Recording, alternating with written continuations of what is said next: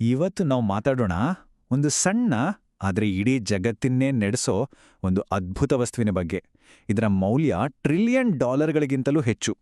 ಆದರೆ ಇದರ ಕತೆ ಶುರುವಾಗೋದು ನಾವು ಪ್ರತಿದಿನ ಮಾಡೋ ಒಂದು ತುಂಬಾನೇ ಸಿಂಪಲ್ ಕೆಲಸದಿಂದ. ಒಂದು ಕ್ಷಣ ಕಣ್ಮುಚ್ಚಿ ಯೋಚನೆ ಮಾಡಿ. ನಾವು ಒಂದು ಲೋಕಲ್ ಮಾರ್ಕೆಟ್ನಲ್ಲಿದ್ದೀವಿ. ಸುತ್ತಲೂ ತಾಜಾ ತರಕಾರಿಗಳ ಘಮ. ನಾವೊಂದಿಷ್ಟು ಕ್ಯಾರೆಟ್ ತಗೊಳ್ಳೋಕೆ ಡಿಸೈಡ್ ಮಾಡ್ತೀವಿ. ಇದು ನಮ್ಮೆಲ್ರಿಗೂ ಗೊತ್ತಿರೋ ಅನುಭವ, ಸರಿತಾನೆ?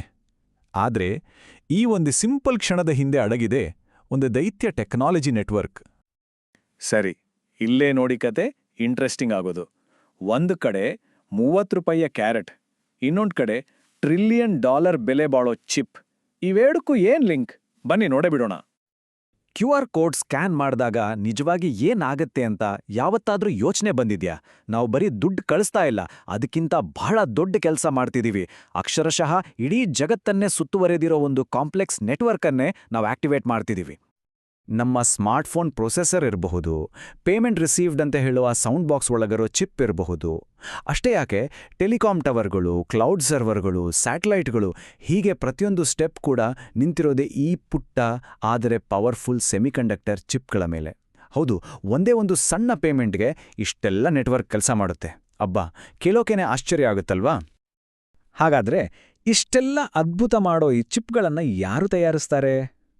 ನೋಡಿ, ಈ ಗ್ಲೋಬಲ್ ಗೇಮ್ನಲ್ಲಿ 3 ಥರದ ಪ್ಲೇಯರ್ಸ್ ಇದ್ದಾರೆ. ಪ್ರತಿಯೊಬ್ಬರಿಗೂ ತಮ್ಮದೇ ಆದ ಸ್ಪೆಷಲ್ ರೋಲ್ ಇದೆ. ಮೊದಲನೆಯವರು ಫ್ಯಾಬ್ಲೆಸ್ ಕಂಪನಿಗಳು. ಇವರನ್ನ ನಾವು ಚಿಪ್ ಪ್ರಪಂಚದ ಆರ್ಕಿಟೆಕ್ಟ್ಸ್ ಅಂತಾನೆ ಕರೀಬೋದು. ಅಂದ್ರೆ ಒಂದು ಸೂಪರ್ ಬಿಲ್ಡಿಂಗ್ನ ಬ್ಲೂ ಪ್ರಿಂಟ್ ರೆಡಿ ಮಾಡ್ತಾರೆ, ಆದ್ರೆ ತಾವೇ ಅದನ್ನ ಕಟ್ಟೋಕೆ ಹೋಗಲ್ಲ.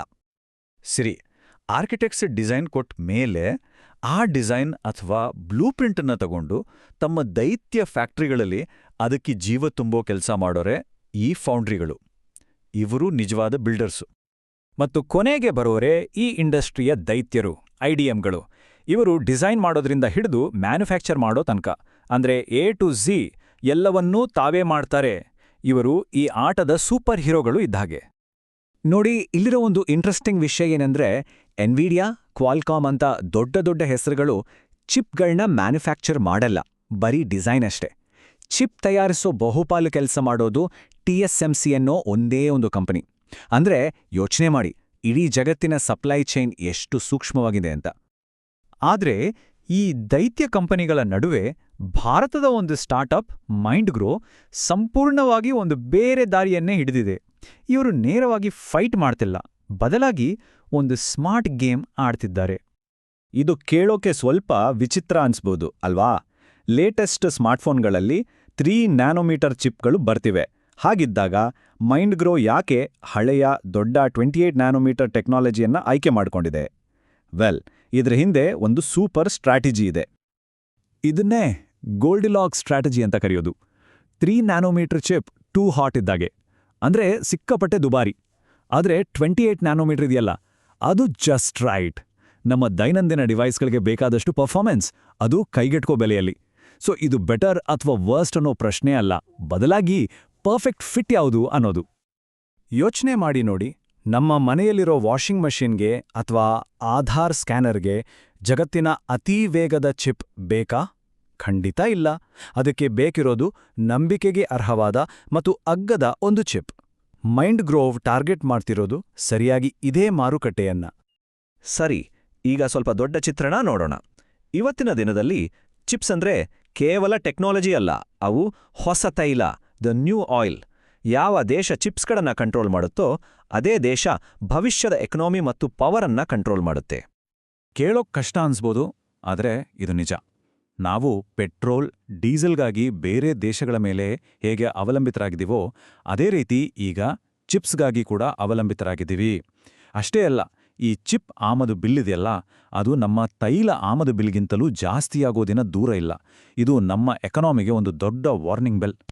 ಸರಿಯಾಗಿ ಇದೇ ಕಾರಣಕ್ಕೆ ಭಾರತ ಸರ್ಕಾರ ರಾಷ್ಟ್ರೀಯ ಸೆಮಿಕಂಡಕ್ಟರ್ ಮಿಷನ್ ಶುರು ಮಾಡಿದೆ. ಇದರ ಗುರಿಗಳು ತುಂಬಾನೇ ಕ್ಲಿಯರ್. ಮೊದಲನೆಯದು ಇಂಪೋರ್ಟ್ ಬಿಲ್ ಕಡಿಮೆ ಮಾಡೋದು. ಎರಡನೇದು ನಮ್ಮ ಯುವ ಜನತೆಗೆ ಹೈಸ್ಕಿಲ್ಡ್ ಜಾಬ್ಸ್ ಕ್ರಿಯೇಟ್ ಮಾಡೋದು. ಮತ್ತು ಮೂರನೇದು ನಮ್ಮ ಡಿಜಿಟಲ್ ಭವಿಷ್ಯವನ್ನ ನಮ್ಮದೇ ಕೈಯಲ್ಲಿ ಇಟ್ಕೊಳ್ಳೋದು. ಆದರೆ ಈ ದಾರಿಯಲ್ಲಿ ನಡೆಯೋದು ಅಷ್ಟು ಸುಲಭದ ಮಾತಲ್ಲ. ಇದಕ್ಕೆ ಸರ್ಕಾರದ ದುಡ್ಡು, ದೊಡ್ಡ ದೊಡ್ಡ ಯೋಜನೆಗಳು ಇದಷ್ಟೇ ಸಾಕಾಗಲ್ಲ. ಇದಕ್ಕೆ ಬೇಕು ಮೈಂಡ್ ಗ್ರೋನಂತಹ ಉದ್ಯಮಿಗಳ ಧೈರ್ಯ ಮತ್ತು ಒಂದು ರೀತಿ ಹೇಳಬೇಕಂದ್ರೆ ಹುಚ್ಚುತನ. ಒಂದು ಕ್ಷಣ ಯೋಚನೆ ಮಾಡಿ. ಮೈಂಡ್ ಗ್ರೋನ್ನಂತಹ ಒಂದು ಪುಟ್ಟ ಸ್ಟಾರ್ಟಪ್ ಎನ್ವಿಡಿಯಾ, ಇಂಟೆಲ್ನಂತಹ $1 ಟ್ರಿಲಿಯನ್ ದೈತ್ಯ ಕಂಪನಿಗಳ ಜೊತೆ ಸ್ಪರ್ಧೆ ಮಾಡ್ತಿದೆ. ಇದು ಡೇವಿಡ್ ಮತ್ತು ಗೋಲಿಯಾತ್ನ ಮಾಡರ್ನ್ ಕಥೆ ಅಲ್ವಾ? ಮೈಂಡ್ ಗ್ರೋನ ಫೌಂಡರ್ಸ್ ತಮಗೆ ಚಿಪ್ ಬೇಕು ಅಂತ ಎಲ್ಲರನ್ನೂ ಕೇಳ್ತಾ ಹೋದಾಗ IIT ಮದ್ರಾಸ್ನ ಡೈರೆಕ್ಟರ್ ಒಂದು ಮಾತು ಹೇಳಿದ್ರು, ಕಾಯೋದನ್ನ ನಿಲ್ಲಿಸಿ ಅಂದ್ರು. ಅವರ ಮಾತು ಸಿಂಪಲ್ ಆಗಿತ್ತು, ಆದರೆ ತುಂಬಾನೇ ಪವರ್ಫುಲ್ ಆಗಿತ್ತು. ಅದು ಸಿಗಲ್ಲ, ನೀವೇ ಅದನ್ನ ಮಾಡಬೇಕು. ಆ ಒಂದೇ ಒಂದು ಮಾತು ಎಲ್ಲವನ್ನೂ ಬದಲಾಯಿಸ್ಬಿಡ್ತು. ಮೈಂಡ್ ಗ್ರೋವ್ನ CTO ಹೇಳೋ ಹಾಗೆ, ಈ ಕೆಲಸ ಮಾಡೋಕೆ ಸ್ವಲ್ಪ ಹುಚ್ಚು ಇರಲೇಬೇಕು. ಯಾಕಂದ್ರೆ ಇದು ಬರೀ ಬಿಸ್ನೆಸ್ ಅಲ್ಲ, ಇದೊಂದು ಚಾಲೆಂಜ್, ಇದೊಂದು ಹೋರಾಟ. ಹಾಗಾದ್ರೆ ಒಂದು ಸಣ್ಣ ಕ್ಯಾರೆಟ್ನಿಂದ ಶುರುವಾದ ಈ ಕತೆ ಕೊನೆಗೆ ನಮ್ಮ ಭವಿಷ್ಯದ ಬಗ್ಗೆ ಒಂದು ದೊಡ್ಡ ಪ್ರಶ್ನೆಯನ್ನ ನಮ್ಮ ಮುಂದೆ ಇಡುತ್ತೆ. ಸಿಲಿಕಾನ್ ಮೇಲೆ ನಿಂತಿರೋ ಈ ಜಗತ್ತನ್ನ ಯಾರು ಕಟ್ಟುತ್ತಾರೆ ಮತ್ತು ಅದರಲ್ಲಿ ನಮ್ಮ ಪಾತ್ರ ಏನು? ಮುಂದಿನ ಸಾರಿ QR ಕೋಡ್ ಸ್ಕ್ಯಾನ್ ಮಾಡಿದಾಗ ಖಂಡಿತ ಇದರ ಬಗ್ಗೆ ಒಂದು ಕ್ಷಣ ಯೋಚಿಸಿ.